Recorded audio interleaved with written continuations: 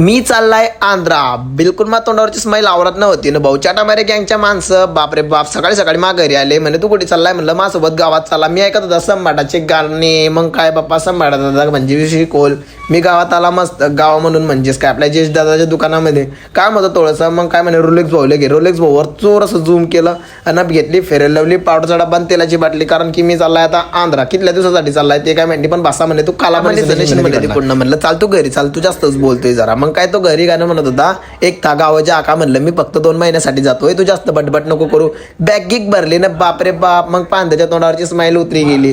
मग म्हणे थोडंसं मूड ऑफ झालाय. म्हणलं पण मी थोडासा फ्रेश आहे भाऊ, कारण की मी महामनानं चाललाय. मग काय रे भाऊ म्हणलं चल्ला नाही मी तसं काही नाही. मम्मीच्या तोंडावरची स्माईल बी उतरी गेली. म्हणलं मम्मा मी फक्त 2 महिन्यासाठी जातोय, लगेशीन मी घरी. मम्मी म्हणे तू आता लोक कुठे घर सोडलं नाही म्हणे भाऊ, तू कसा काय राशीन तिकडे. म्हणलं पुरं गाव तर गेलं तसं तर मी बी चाललाय. पण आता काय भाऊ बनाना सिटी सावधा बोलते. यांच्या तोंडावरची स्माईल बी उतरी गेली.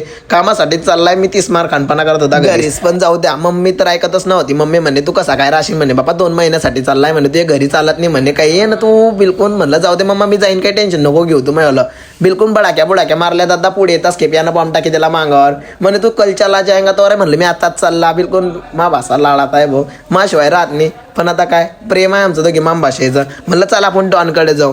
डॉनकडे आताच खेपे डॉननं मस्त स्माईल दिली, कारण की मी त्याच्या प्रेमात पडी गेला. हा पुस्कवांगा थोडंसं जाऊ द्या, त्याला कन्फ्युजन होई गेलं. हे थोडेसे मजा घेत होते आमच्या माणसाची.